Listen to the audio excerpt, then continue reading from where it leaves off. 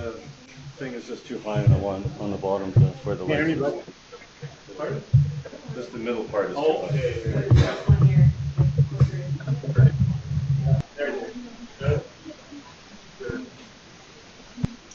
I thought maybe we lost foothills there for a second. This is our first week without Bertha, so we don't know how to operate anything without Bertha. So.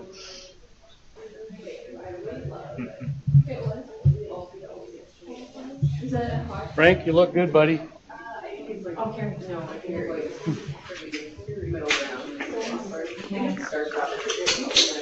Okay, folks, I went around, spent a little bit of time seeing if anybody had any announcements this morning and could find nobody who had an announcement of any kind.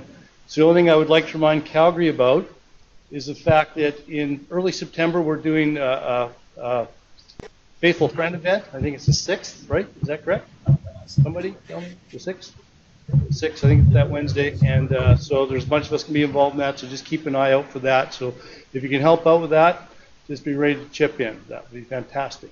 Margaret, did you have an announcement? Because I'm prepared to let you do it. Okay. Let you do it. So our speaker this morning is Garrett. Garrett is the chaplain up at Edmonton. I think he's been there. Garrett, you've been there 3 years now? 2.5, almost 3. 3 in November. 3 in November. Okay, so I'm not off by very much. And he's just done a great job up there, and we're just very excited about him coming and sharing with us this morning. So Garrett, take it away. Okay, I'm on. Awesome. Thanks for saying I'm doing a good job. That was really cool. My name is Garrett Parsons. I'm the community chaplain here. And I've got a few stories for you for some of the things that we've been doing. And so what I wanted to do was talk about, well, I'll tell you the title. The title is An Equestrian Guide to Spiritual Clarity. And that means horse, just in case you didn't know. I didn't want to, jockey you around or have you chomping at the bit to know what that meant. I'm sorry, that's the only horse jokes but one that I'll give you. We've been running a horse program. We don't want to call it anything clinical because we're not doing it in a clinical way. What we originally did last year was we decided that our community participants would benefit from having an experience with a large animal like a horse. And so we had someone approach us to offer us the resources, the staff, and the horses, and we go out to a place called Camp Neckerman, which is north from us and west. And it takes about an hour to get out there. They feed us, and then we go and we spend time with horses. We learn to groom them, saddle them properly, and then they teach us how to ride. And it was an amazing year. For the summer, we're off because they run a summer camp with kids, and the horses are being utilized during that program. We'll be starting again in September, late September, and then we go to June. And we are being a little more intentional this year with spirituality as a focus, as well as a little more intentional, progressional, learning of how to work with the horse. But I wanted to just give you that as an outline, because that's not really what I'm talking about today. I want to talk about what I saw happen and witnessed happen with our community participants, as we call them here in Edmonton, when we took them out to this. Now, as you can imagine, some of them haven't even been outside of the city, so just the van ride alone was really beneficial. So even just in the van, we saw them become quiet and observe, and then as we got to know them, we would discuss the farms we were passing and so forth. And as we had, journeyed together with the horse experience, we would start anticipating and talking about what we were going to be doing with the horses when we arrived. We have supper in a wonderful facility, and then we go out to horses and we do whatever they had planned for us. Now, as you can imagine, this was an open house type of forum, so anyone could come. They weren't, applying and making a commitment. It was just whoever showed up for that day in the van. We were a little more organized in that as far as having a list and making sure we knew who was coming. But we get all kinds of people showing up, some with real horse experience, and they'd just never been, it hadn't been on a horse for a long time. And so they were really excited about connecting again with a horse. And there's some people that never had the experience at all, and were just so excited to have this experience they never thought they would ever get. But I want to tell you what a horse represents. The horse represents freedom and power. These are the two things our community participants have lost. They've lost power and the feeling of freedom. They're under that constraint all the time, and it's just wonderful to connect them with a horse that truly represents those things. I want to tell you a story about, two stories about two guys that came out. We'll call this story, this guy Ken, just because I don't want to give out his real name.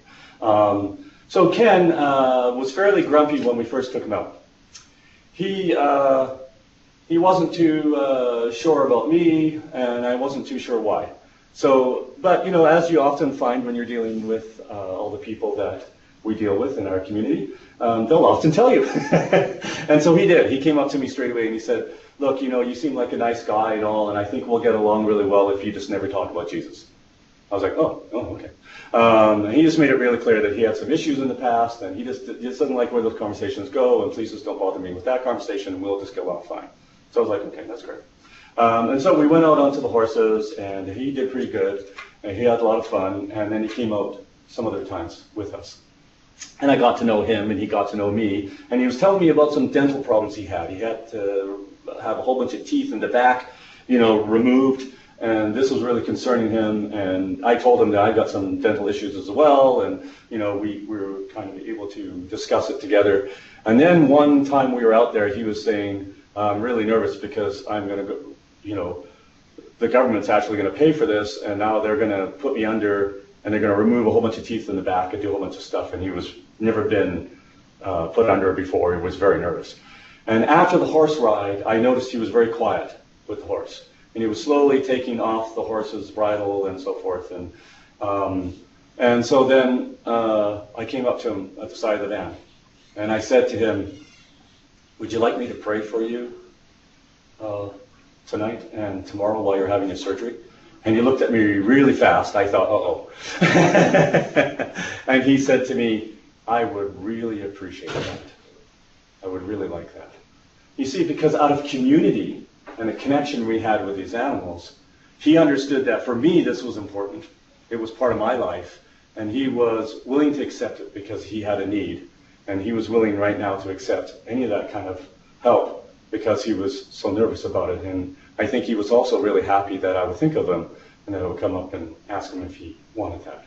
Now we have a very interesting conversation about Jesus on a regular basis, and he comes to my Bible study, worship service, and almost anything I do. So it was just kind of a neat thing where the horses kind of connected us over something together. We bonded over our mutual learning, and it opened up the door to a spiritual conversation that ended up at the very conversation he said to me that he did not want to have. And so that was one thing that I saw this horse program do.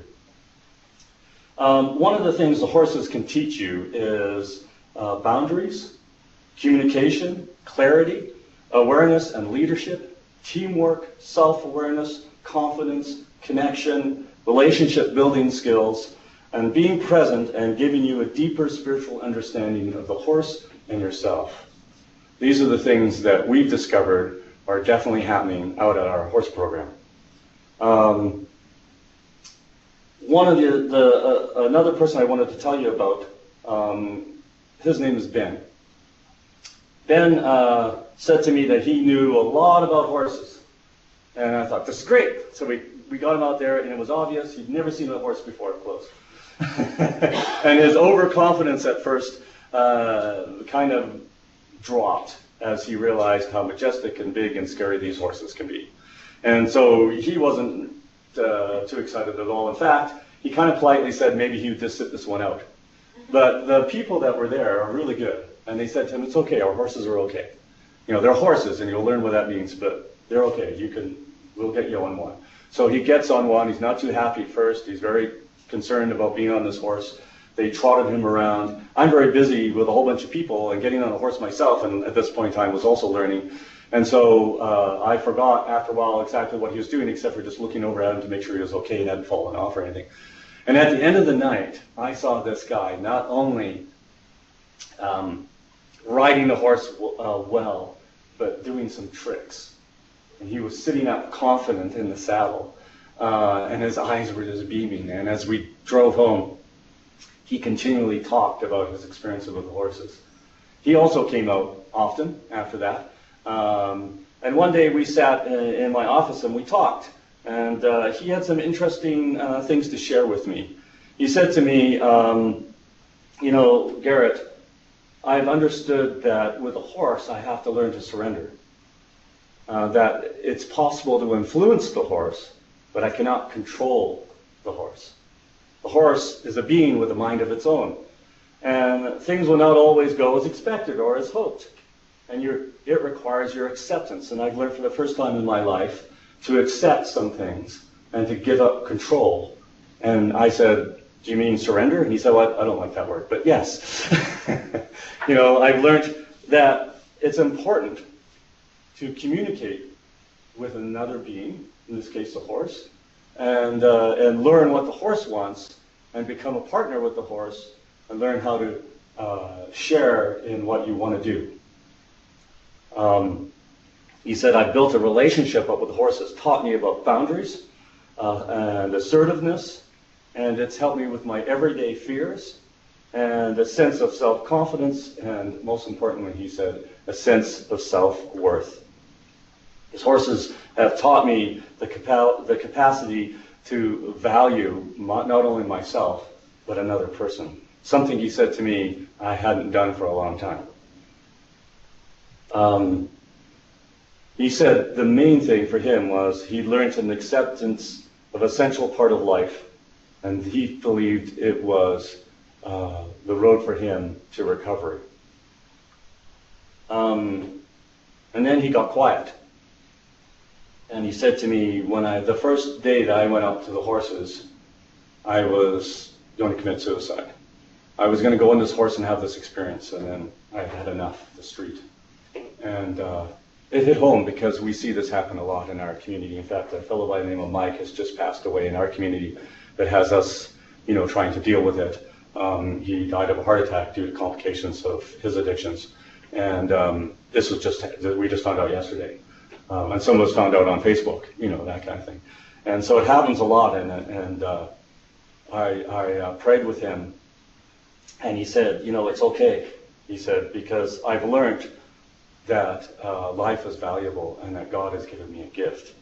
And I'm happy for the experience I've had with the horses, because I didn't realize he said to me, when people say that a horse is spiritual, I thought, yeah, well, whatever.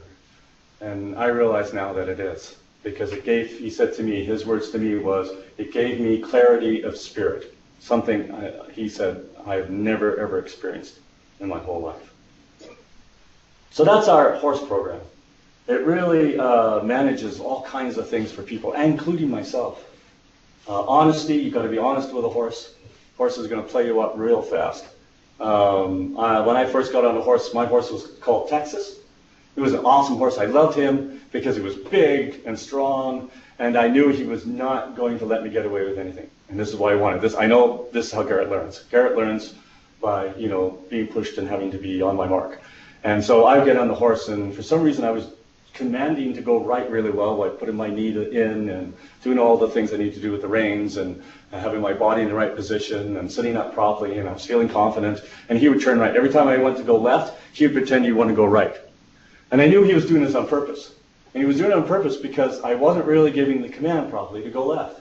I was kind of half doing it. I wasn't really doing it. I didn't realize it. And he made me learn that I realize that I wasn't doing it properly. And he's mischievous. So one night he decided, I think it'd be really funny to get Garrett off. Like, I'm going to get Garrett off of me. So he tried to shake me off. That didn't work. And then one of the tricks is if the horse sees a tree, in this case we were inside Quonset hut. And so he looked at the post as a tree. If you can get the rider's knee against it and push it, you can push the rider off the horse. And he tried to do that. And all night long he tried other little tricks. He tried to stop too fast. And stuff like that. And every time I would gently remind him that I'm confident and it's okay, you're not going to get me off. And at the end of the night, I got off the horse to groom him and take his stuff off. And I swear this happened. I looked the horse in the eye and I said, "You didn't get me off once all night long." And the horse right after that goes, "Hmm." I was like, I knew it.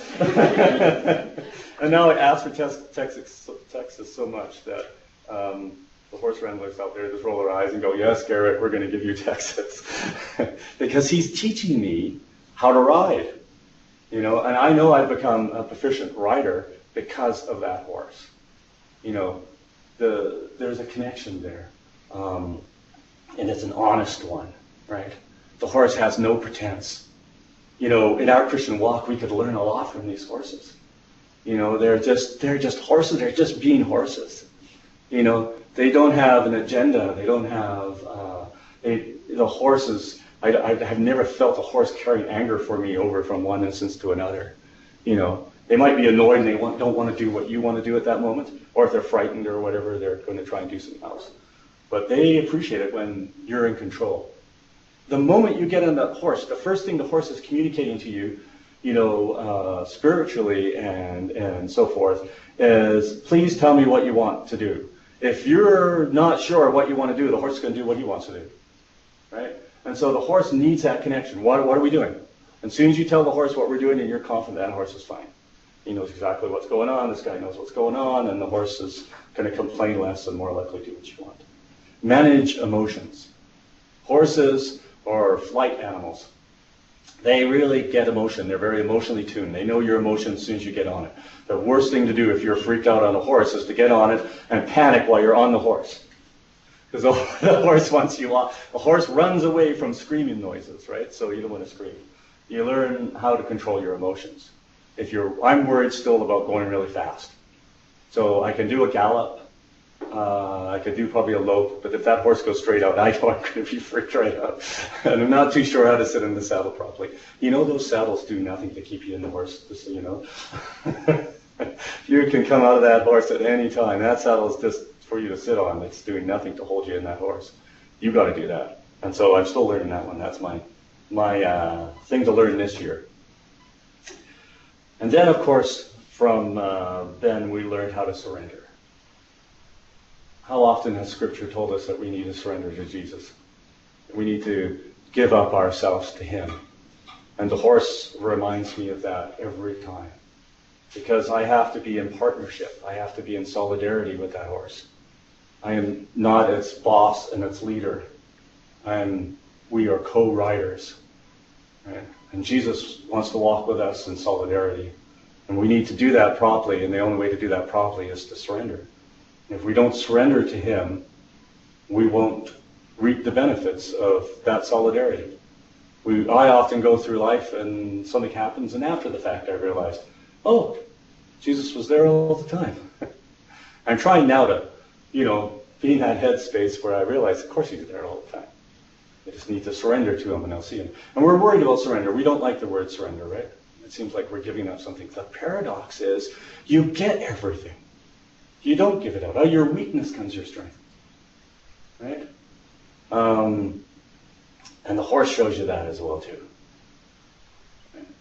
Your surrender brings you more control than if you try to tough it through and hold the reins and pull back. Eventually, you know what happens if you pull the reins too much? The horse stops responding to it. Doesn't want to do what you're asking, and so forth.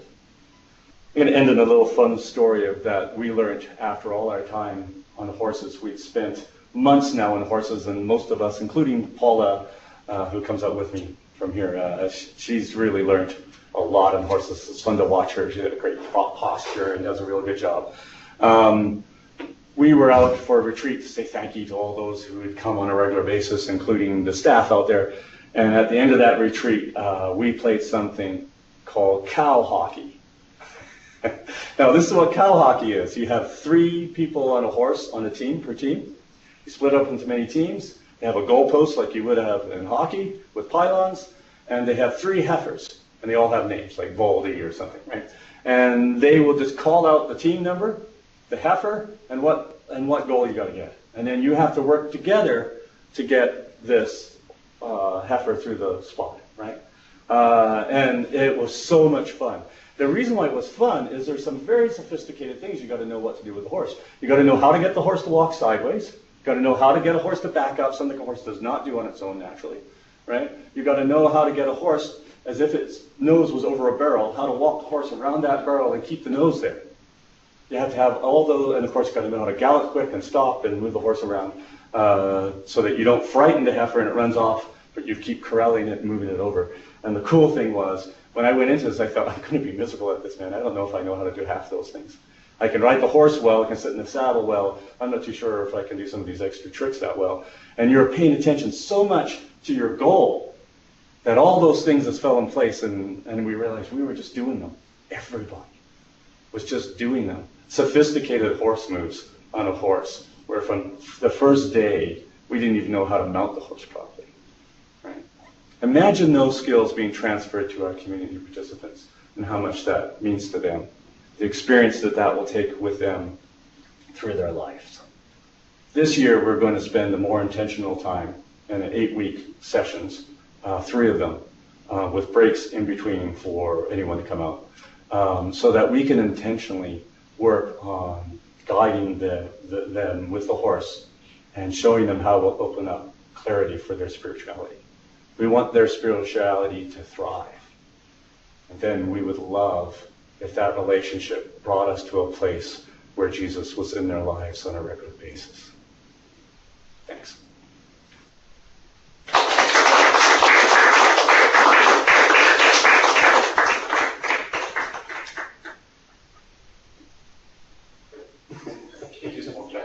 Let's just close in a quick word of prayer. Lord, we thank you today for the opportunity we have to serve you each and every day. And we are mindful, Lord, of all the different things we get to do that teach us lessons to people. We thank you for what Garrett shared today and how I can remember as a young man being told the only useful horse is a horse that will take the bit to the mouth and allow God to use him properly. And so thank you, Lord, for that lesson today, a reminder of it. I pray, God, today for your blessing upon each and every staff. And as we go into this, it's going to be really hot the next 3 or 4 days. We ask you, Lord, just to keep the people we care for safe. We ask this together in Jesus' name. Amen.